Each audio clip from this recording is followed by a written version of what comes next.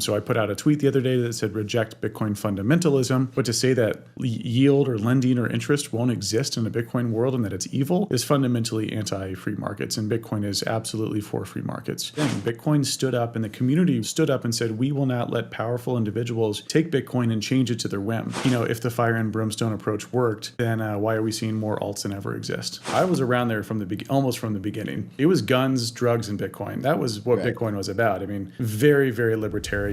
Dan Held is the former head of growth marketing at Kraken and has been in Bitcoin even longer than me. He believes that Bitcoin is losing billions of dollars worth of investments due to a lack of innovation and hostile fundamentalists. Dan thinks that the current Bitcoin community needs to redefine itself if it wants to see future growth and adoption. In this Essential Investing episode, Dan Held explains why Bitcoin needs to innovate if it wants to keep its spot at the top of the crypto market. Watch until the end to see what he believes will be the greatest impact on Bitcoin's continued survival.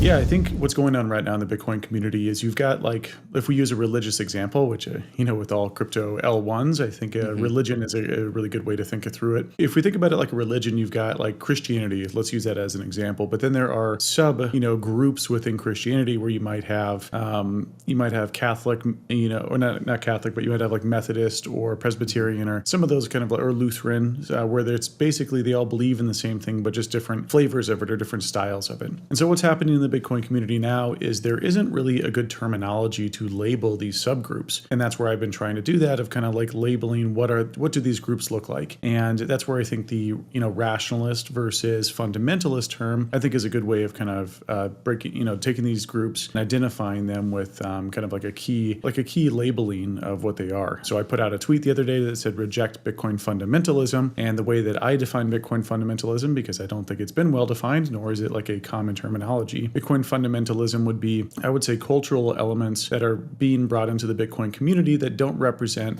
what I think are the core values of the Bitcoin ethos. Examples of that would include, people claiming that earning a yield or earning interest is usury, or some sort of 1500s-esque medieval sort of religious response to interest, which earning an interest or earning yield is simply a free market activity. Old Bitcoiners or OG Bitcoiners would have no qualms with that. They might have qualms with the way that the risk is represented, and I certainly do agree that we should call out the risks of these things. But to say that yield or lending or interest won't exist in a Bitcoin world and that it's evil is fundamentally anti-free markets, and Bitcoin is absolutely for free markets. It's sort of like a piety sort of thing of like, hey, the most Bitcoiner of us don't take any money, and it's this like, the celibacy or piety sort of thing going on, which I don't think is what Bitcoin is about at all. But I guess fundamentalist to me would represent not extreme ideology, but more of like ideology that actually runs counter to what Bitcoin represents. Because in this scenario, it's not subjective of like, hey, I do or don't like what you're thinking. It's more of like, if we look at the principles of Bitcoin and why Bitcoin is important and what it's setting out to do, are people adhering to those base principles of what Bitcoin represents?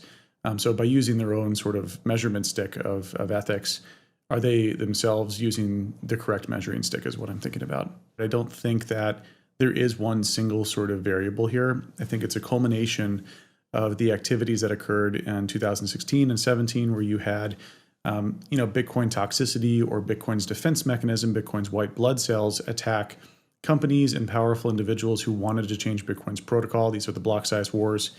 The block size war is what I'm talking about here.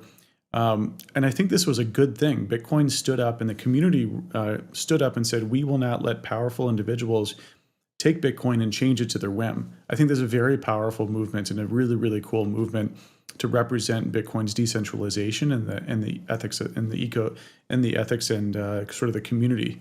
Yeah, I think, with Bitcoin Cash, the market fundamentally rejecting Bitcoin Cash, it looked like the regular people, the plebs, were on the right side of history here. And I think that they for sure were. After that successful event of Bitcoin's community rising up and rejecting this corporate and powerful individual influence over the Bitcoin network, there was sort of this lull where you've got this intense, I would call it like an army that has no purpose, right? There's no real purpose for the army right now because there's no one trying to make changes to the Bitcoin protocol that would be what might be perceived as detrimental. So with all these white blood cells going, in the body going on, and you get tons of white blood cells looking for something to attack, there's nothing external to attack, so they're focusing on something internal. You've got Greg Maxwell like the OG core dev who said, if we expect Bitcoin to survive on its own without us helping it, like that's the surest way to have Bitcoin fail. So I think, there's a lot of people who don't agree with the fundamentalists, but they just don't know what to call themselves. Sure. And so I think that part of this movement is figuring out, what is that new identity? And also, what does it stand for? What is a fundamentalist identity versus a moderate? I do think for the rationalist, I think what they really care about the most is like free markets. There's no moral, weighing in on how people spend money or how people earn yield or borrow against something or invest in other assets outside of Bitcoin. I think the way that we're perceived now, or at least this fundamentalist group is perceived, is you've got a casino, right, which is like the crypto market. And there's another casino next door, which is the equities market. And these are all speculative activities. People are wanting to enter the crypto ecosystem, and through these speculative sort of waves, they want to go experience, whether it be Bitcoin or something else, because they get some FOMO and they want the human nature is inherently speculative. And so what Bitcoiners look like, we look like the more fundamentalist Bitcoiners, they look like a preacher outside of the casino. And they're going, hey, son, you're going into the casino and you're going to lose money. And a lot of people are like, yeah, man. And it's also sinful. Yeah, it's also sinful. And, that message is just not going to resonate with people because they're going to be like, first of all, I know, dude, I'm going in. So instead of the kind of like I would say like fire and brimstone preacher, instead you could stand outside the door and be like, hey, son, go in, have fun.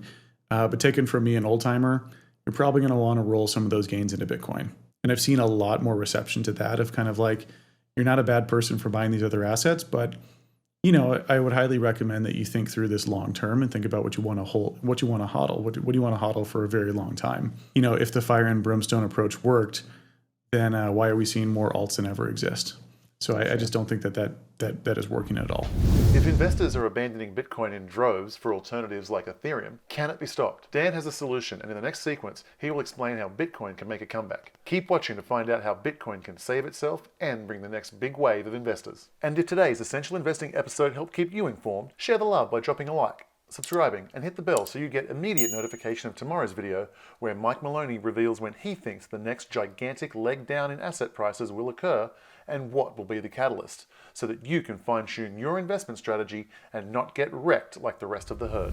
People are trying to speculate across all of these assets. And so our job, your job, and my job in our respective communities is to come for the speculation folks and keep them to stick around for either the sound money or smart contract platform. You've got a group of individuals who identify as not important people, and they do that on purpose because they're like, hey, look, it doesn't matter if you're important or not. With the Bitcoin network, all that matters is that you're an individual and that you have, when you run your own full node, that you represent yourself. You don't need it to appeal to any authority. And I actually like a lot of those principles of like reject influencers, reject people of influence, reject companies. And all you need is just your full node where you connect directly with Bitcoin and you don't need to appeal to anyone else. I was around there almost from the beginning. It was guns, drugs, and Bitcoin. That was what Bitcoin was about. Very, very libertarian. What I care about the most, my number one objective is the adoption of Bitcoin and to ensure Bitcoin success. The code itself, no matter what that code is, but whether it be Bitcoin or Ethereum, is useless without people. People believing in it both bring value into the chain. They bring in adoption, they bring in development. And all of these are critically important for the network effect to continue to propagate and for the blockchain to ultimately succeed. I think the scariest part is more around development. So like chasing Matt Corallo or like criticizing Matt Corallo because he was slightly critical about these cultural issues, or going after XYZ Bitcoin developer because they don't adhere completely to this. I think that that's probably the longest term risk here, is that we start attacking companies, people building companies, and core developers for not being pure enough. I think that's probably the biggest thing that we're fighting back against on the moderate rationalist side, is the fact that to make Bitcoin succeed, it will have to change slightly over time, whatever those changes may be. So with these changes and with apps being developed on top of Bitcoin, whether it be a centralized app or a decentralized app, like DeFi related, this needs developer talent, funding, and a culture that welcomes building. And I think that right now, some of the fundamentalist vibes are very, very kind of anti-building, and they're anti-free markets. Now, the early Bitcoin ethos and NFTs actually started on Bitcoin with Counterparty. with rare pepes. People forget that, DeFi and a lot of this stuff actually started in a very early fits and starts on top of Bitcoin. But for example, also like Join Market, which is a market to mix your coins together, aka coin joins. It's one of the earliest ways to earn yield in a decentralized manner. And that's been around for almost 8 years now. So Bitcoin has had a lot of this builder ethos. And I think that through, the fork wars, the block size wars, that was a lot of like intensity around how changes are made. There was, I would say, a slowdown of the Bitcoin building ethos. There is demand to use DeFi applications. We've seen that very, very clearly, whether that be NFTs, yield farming, staking, lending, borrowing. I would include all of these as DeFi-esque applications. And then we have the usage of Bitcoin on other chains. Wrapped Bitcoin, WBTC with BitGo. That and other wrapped Bitcoin solutions, I think, are very evident of the demand to use Bitcoin in decentralized applications. So by bringing some of that back to Bitcoin, I think we bring back a lot of that speculative interest. If we go back to the casino analogy, Bitcoin only has really one game. It's like spot Bitcoin. And so the more games we have to play, the more speculative DeFi-esque games that we have on Bitcoin, the more financial games, if you will, that we can bring back to Bitcoin. I believe that leads to long-term value accrual for Bitcoin. So for me, this is something I want to work on that I believe has a really great impact on Bitcoin's long-term adoption rate. Check out yesterday's video where Bitcoin evangelist Dan Held reveals the secret concept that will be the difference between Bitcoin taking over the world or failing miserably.